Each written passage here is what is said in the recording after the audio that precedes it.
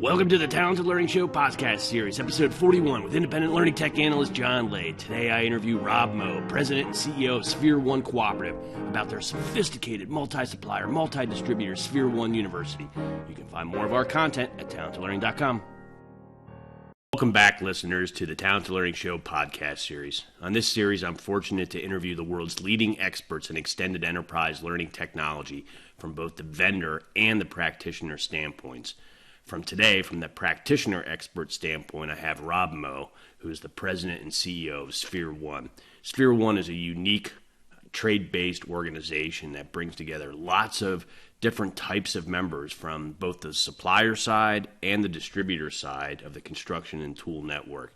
It's a really unique organization, but primarily we're going to talk about their unique approach to a channel learning LMS called their Sphere One University, which brings those same members and distributors together in a collaborative learning environment that's chock full of education as well as gamification. And we're going to learn all about it today. Rob, thanks for joining us on the Talented Learning Show. Welcome.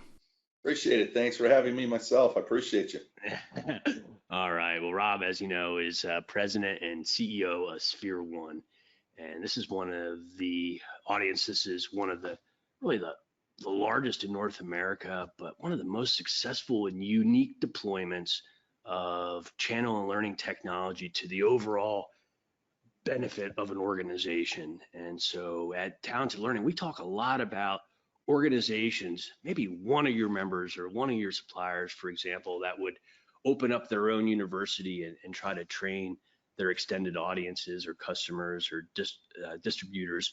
But what we don't really see all the time is the matrix of that, of lots of suppliers and members, and then lots of distributors and resellers all coming together in the same environment. And so it's a really unique case study, and we're super happy to have you on here today. But you're not, Rob, Sphere One is not a household name unless you're, in a certain industry and construction perhaps. So maybe you could take a step back and educate us all on the organization, the cooperative as it were, why you were formed, what it is that you do, and I guess use that as the foundation, and then we can start diving into the actual university. Oh, great question. Sphere One is a 22-year-old construction supply cooperative. We're made up of 160 plus members, which have locations throughout the lower 48, Canada, Hawaii, and about 850 locations throughout that geography. We have 120 plus suppliers that service those members. And the spirit of a cooperative is, first and foremost, it's member owned. So every one of our members own a common share of stock of the organization. And what that entitles them to is everything that Sphere One does as an organization. So fostering agreements with our preferred supplier network to obviously catch up rebate value, growth incentives and opportunities to separate the typical common distributor in the construction supply world from the big boxes and the mass distribution entities, right? It's to give them a leg up. We talk about here at Sphere One, just being a couple inches taller in those jump ball situations. So those members typically are always going to be a little bit taller in those jump ball, situations, whether it is up against a monster or even just another common supplier or distributor, I should say, in their markets. Mm-hmm. It holds true for our suppliers. It gives them a leg up with our members. They understand that our members have an obligation by being a member owner to support the organization through our preferred supplier network when it makes sense for them. I mean, it's not a hall pass for the suppliers or for the members that they're just going to do business with each other. They both have to show the value in each other to obviously exchange in commerce together, but it gives them a leg up. It gives them kind of a better understanding and bringing them together, whether it's through our annual meetings and different social media type things that we do, or through our training platform like University, or through our planning platform, which is called Gateway for Growth, which is an annual planning platform. So really the spirit of the organization, the spirit of a co-op is, one, to be member owned, two, to combine your efforts together with other members and with your supplier network to create synergies and build on what it is that you have together to ultimately be successful in the long run. Wow, how interesting. Could you spell out a little bit further on what some examples of suppliers would be and some examples of what member organizations would be to help connect the dots?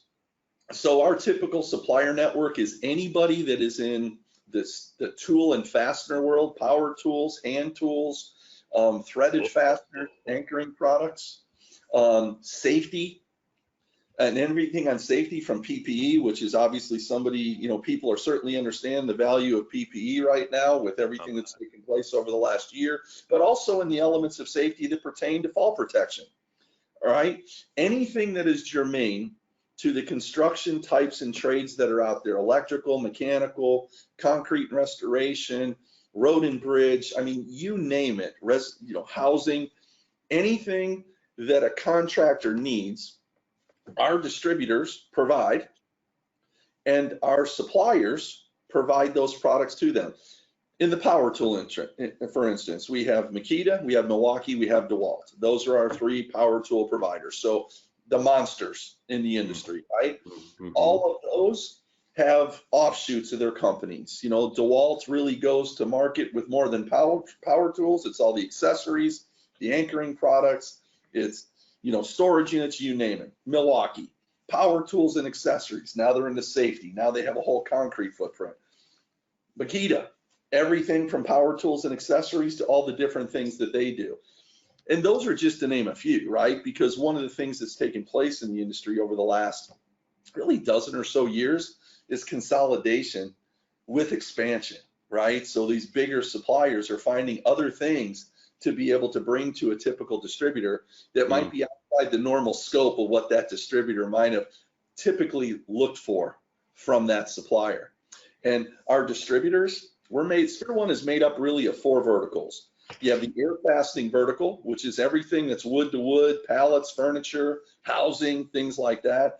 You have the concrete and restoration vertical, which is everything from, pouring a slab to a foundation, to a bridge deck, to, you name it, to repairing concrete, all the distributors that call on those types of contractors. You have the power tool and fastener side of things, which in our industry is called the typical STAFTA distributor. STAFTA is an association called STAFDA. STAFTA is Specialty Tool and Fastener Distributors Association. Okay, they've been around forever, wonderful organization, and they bring people together, not with rebate programs and things like what we do. They're an association. So they typically host training all the time, annual conferences and trade shows. Wonderful organization that probably 60 to 75% of our members are a part of. But there's the STAFTA part of our organization, which is power tools and fasteners. And then lastly, it's the industrial fasteners. It's nuts, bolts, screws. Those folks that typically are calling on plant maintenance or municipalities or, things like that. So really, Sphere One's got four legs of its table, if you will, and it's made up with those four that I brought up. All of them work cohesively together, and we build out or round out the demographic of the country with X number of distributors in markets to best serve the contractor network, but while at the same time not crossing over with each other, if that makes sense. Wow, outstanding, outstanding. Well, as I was describing to you prior, I live and work on a Christmas tree farm, so I'm like a tool enthusiast to say the least. And so, one of the things that I like personally to do is instead of go to the big box at the local store around here, Kohl's and Renko, I go right for the experts there, and then I ask them, okay, I'm thinking about buying this DeWalt 20-volt system. What do you think about that? Because I know I'd get like just the right answers from that. And that got me thinking about this interview, and as you were talking about big box versus other type of distributors, how important the training aspect of all this is. And so how does Sphere One University play into all this? Like, how important is training to all the members and the distributors, or the suppliers rather? It's the cornerstone, right? I mean, I came from the supplier network prior to coming to Sphere One, and I had the privilege of being someone that had dealt with Sphere One for 16 of its now 22 years of being in existence. Training from the supplier standpoint and utilizing an online platform like Sphere One University is truly gives the suppliers an opportunity to reach the members and really market their products and capture mind share. Because in this industry, and typically you bringing up the big boxes and things like that, typically the bigger the box or the bigger the distributor, more often than not, the lower the margins, right? Because they buy in such a way or they sell in such a way that the smaller distributors kind of get left out in the cold, right? So that's where it comes back to that jump ball situation for Sphere One.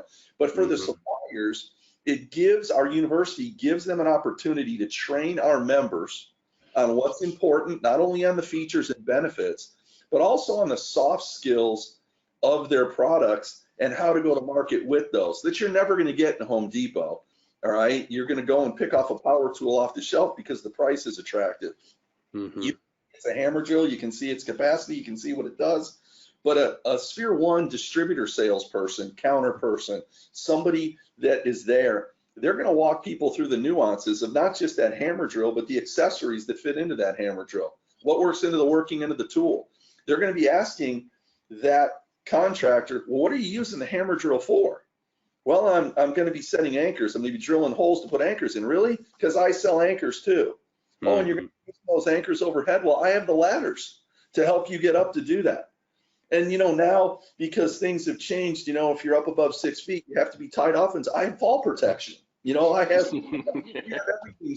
So really, for a supplier, it brings them together with a distributor, teaches them the product, teaches them the soft skills, and it teaches them to at least have the abilities, the faculties to, one, go out and sell more products, but to go out and sell products more profitably because they understand the value of those products.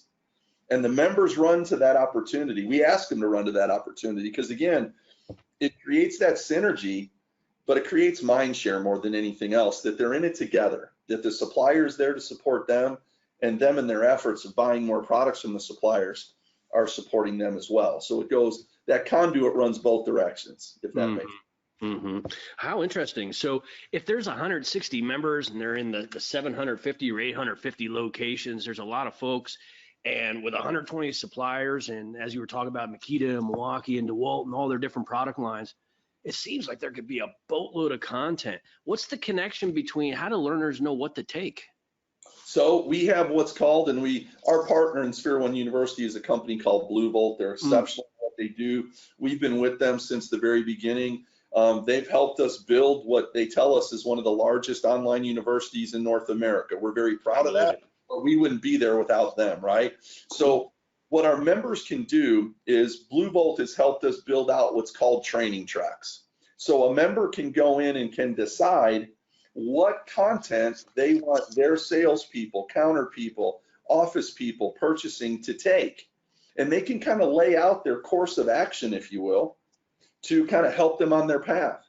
Where, typically an air fastening house within Sphere One probably isn't going to take all of the hundreds of modules that a DeWalt has up, but they're going to want to steer them to specifically the modules that correlate with air fastening, compressors, power tools that are related to that or germane to that. So we can help them with that. We have a staff here within Sphere One that helps our members and suppliers kind of coordinate, I guess, through training tracks what makes sense. Suppliers love that because then their content's not wasted. And I don't want to say that it's ever wasted when somebody takes it, but somebody going online and just taking a course just for the sake of taking it. I know we're going to be talking about Blue Bucks later, but just to go on to earn Blue Bucks, that's not what a supplier wants either. They're trying to train people to, one, show the value, teach them the product, and also hope that that gets them over the edge to where whoever took it is going to talk about it, and therefore that distributor will buy more of it. That's interesting. So what about the content itself then? So teaching the soft skills, teaching the product knowledge, some of that's easier than others from an instructional standpoint. Where does the content come from? Who makes it? How does that all work? The suppliers provide it. Provide it. And so typically training and their content has always been wrapped around really features and benefits, right? And every supplier focuses on the features and benefits of products, groups of products, et cetera. And they build out that content in-house Sometimes a Blue Bolt will help them if they're a supplier that maybe doesn't have the faculties of some of the larger suppliers where they have production studios or things like that.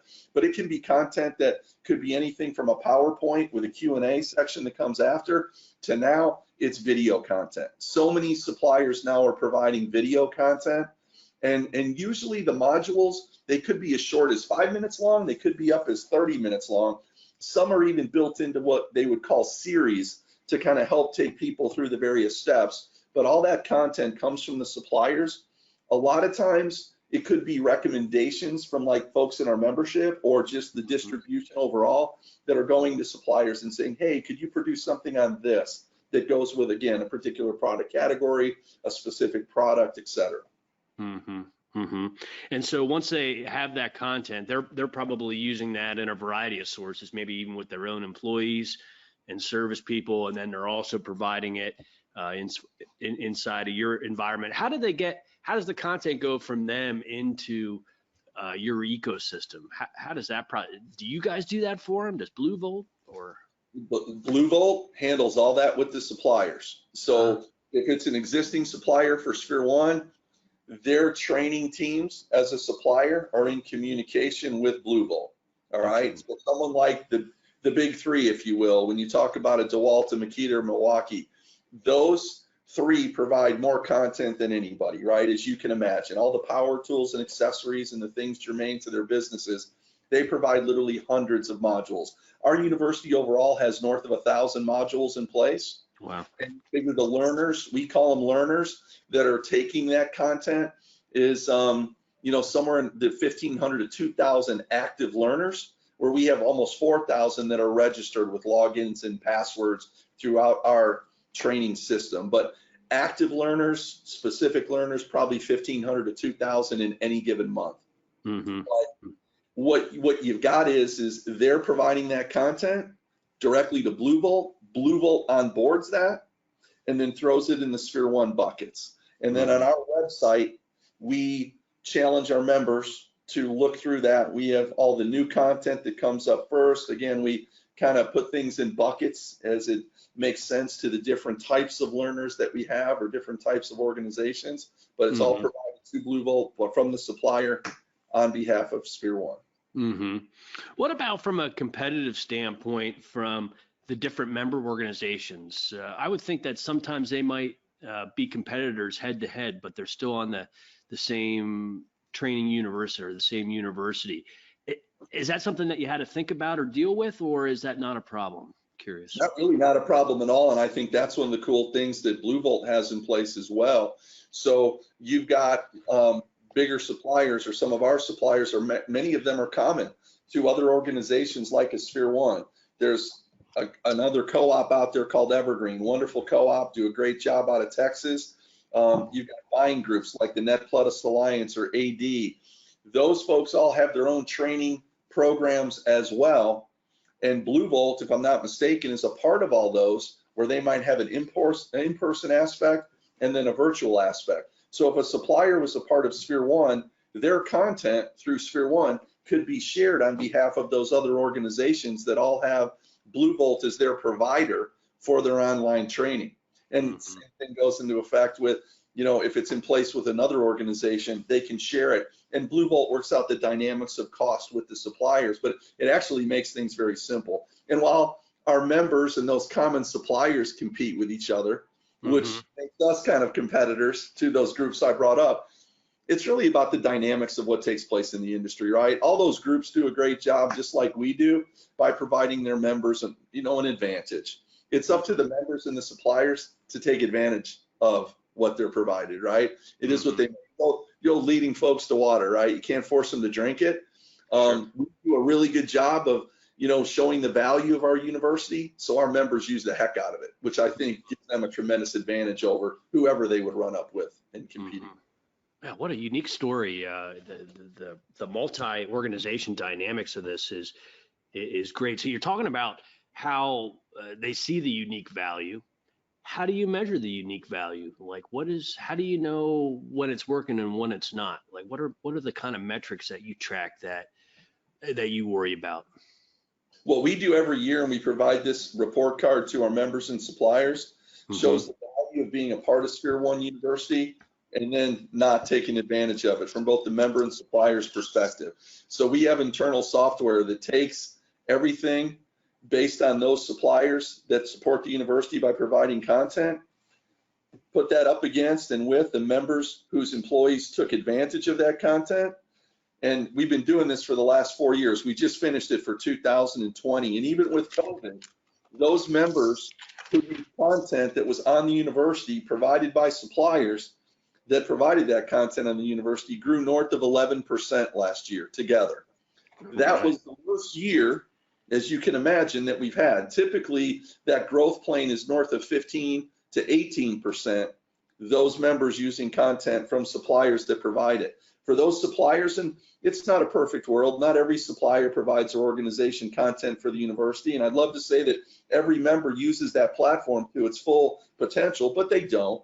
But those suppliers and members that really don't participate, which is a very, very small percentage, but nonetheless, that don't work it together, they typically grow, but they grow about a third of what the rest of the membership and suppliers grow that do provide or use content from the university. And in talking with other organizations, because we're a part of a national cooperative group that uses online training, maybe with the Blue Volt as a, you know, as a provider or not, but they tapped into us with how to use and create those analytics, and it usually seems to be the same. The members that use it gain share from it. Those that don't gain as much, if they gain anything at all. And the same thing for the suppliers, right? It's training, while it provides insight, it's the greatest opportunity coming from the supplier world. It's the greatest opportunity to market your product. It's through, but you can't rely on just face-to-face stuff. Certainly over the last year, we've all found that out. There's so much of this going on, but you know, you're typically, you want to blend it together with face-to-face when applicable, coupled with this being able to go on and take a 5 to 20 minute module, you know, while you're taking a break or whatever, and your distributor owners incentivizing you to do so, you know, by just giving you that little extra nudge, it makes a lot of sense instead of waiting for somebody, especially during COVID times, to come in and try and teach you everything. Doesn't happen that way. Yeah, not anymore. Not anymore. So the value's there. You can grow 10, 11, 15, 18%. And so, you know, you would imagine those organizations are like, okay, let's keep on pushing people through training and try to get closer to that 18%. But the reality is, you know, people are busy probably, and, you know, not a lot of time. And so you guys were one of the first organizations that I studied 8 years ago that was deploying the concept of gamification, learning management system gamification, as a way to encourage your learners to engage more. And you call that program Blue Bucks. It's one of the longest living examples in the industry. Tell us about it. Tell us how that works, what that program is, please. So the suppliers offer up with their content an opportunity for all learners that take their content, complete a quiz at the end of it, and successfully, that they go ahead and spiff them, if you will, or give them an incentive. It's called Blue Bucks, okay? The learner goes on, they go ahead and take the courses, they complete it, it goes into their file or their account. Blue Volt goes ahead and lets the supplier know you had X number of learners from Sphere One that took this content on this drill. Boom. DeWalt dumps all those funds into Blue Volt. Blue Volt disperses those to the accounts. The value of the Blue Bucks are paid out in gift cards that a distributor learner can go in and select whatever it is that they want in gift cards, anything from a Bass Pro Shop to, you know, some type of restaurant, if you will, that's in this, again, menu of how they can spend their Blue Bucks. When I started with Sphere One 6 years ago, the most in Blue Bucks that was ever paid out to Sphere One was about $35,000 in any given year. Over the last 6 years, well, 5 years really, we've never had a year where our suppliers haven't paid our member learners less than $150,000. And last year, now again, this is kind of skewed, right? Because of COVID, people weren't going out, so our distributor owners were pushing their folks to use the university. our distributor member learners took over and completed 125,000 courses, okay, in 2020, and our suppliers paid out almost $260,000 in blue bucks in 1 year. Now you would think if you're a supplier, oh my goodness, 260 grand? I mean, what does that mean? That is the most inexpensive way to go ahead and get that. If you go ahead and equate that or divide that into your marketing allowance on an annual basis, it's nothing. You know, most blue bucks are about $3 per successful module. Some are higher. You know, if a supplier wants to really promote a new product, maybe they might try to incentivize that learner with a $5 or a $10 blue buck or something like that. But it averages being right over $3 per. So, you know, you think about that, it works, right? I mean, these member learners, you know, it's a great opportunity for them to show a completion of something. We also on our website, we launched a new website last November. We always share who the most prominent person was in Sphere One University for any given month. So we're promoting that and what company they work for. We're doing the same thing with the supplier's content, which was the one taken, all again to kind of encourage people to go and reach and capture those incentives. But it's a great incentive program. It doesn't seem like a lot, but you got some member learners that earn thousands of dollars in blue bucks every year. I mean, yeah, think about it. Okay. They paid out 250 grand last year. So there were some big winners in that for sure. How about it? Time to do it. Can the winner get their next 20-volt DeWalt tool or no? You know what? I'm sure that DeWalt or any of the power tool providers would probably be more than happy to do something like that, to incentivize them with that as well. Again, it's such a big deal, and it's an essential part, especially as I said earlier, it's an essential part of being successful in this industry. So many people sell on price and price alone, right? And unfortunately, the end user base has been focused on buying on price and price alone. And so everybody talks about how competitive it is. Well, it's competitive because people aren't going out and showing their value. Mm-hmm. So those salespeople, those counter people, those distributors that truly go out with a supplier partner and show their mutual value of what they're offering and what they can provide, you can't compete with that. You know, somebody who wants to buy on price is going to buy on price anyway, right? Sure. But for those that will be interested in learning more about what you can provide, it's not just service, it's everything. What represents service? Yeah. You know, it's not just one thing, it's usually a combination of things. Yeah. And that usually will allow a distributor to capture more value and profitability or whatever it is that they're able to get. And fortunately, our members do an awesome job of that. And our suppliers do an awesome job of supporting them. And thank goodness for the university we have that Blue Bolt supports us with, because you roll all that together and we're pretty dynamic. Mm-hmm.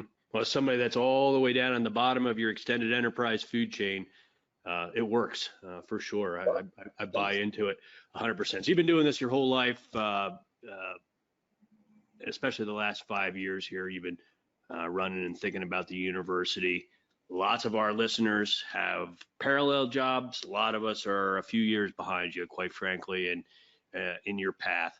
What's the one or two things that you've learned that you wish you would have knew 5 years ago about doing this whole deployment and working with e-learning and the online learning and the overall university? Anything come to mind? You know what? You know, I've always been kind of an ego-driven ex-athlete kind of guy that thought I knew everything, right? And I've always been fairly successful in sales in my job, because I always, had a great support network around me, but I also had the privilege of working with some great people in my life that helped to just round me out into who I am today. But I think if there's one thing that I could suggest to people is, when it comes to training or when it comes to new opportunities, be open-minded to things. Don't think that you know everything. And I think for those that can be open-minded, for those that can have a willingness to try and take in what's around them, and for those, especially in times like today, right? I mean, we've learned so much over the last 15 months. if we learned everything, it's to be inclusive with one another. And I think being inclusive is being inclusive in your ideas, not thinking that you know everything, you know? And you know that old adage about, you know, pointing the finger, there's three pointing back at you kind of mentality. I think that, you know, if people just embrace the fact that they're one and they're one part of something, and as much as they can bring in to help enrich who they are is going to help them foster better relationships.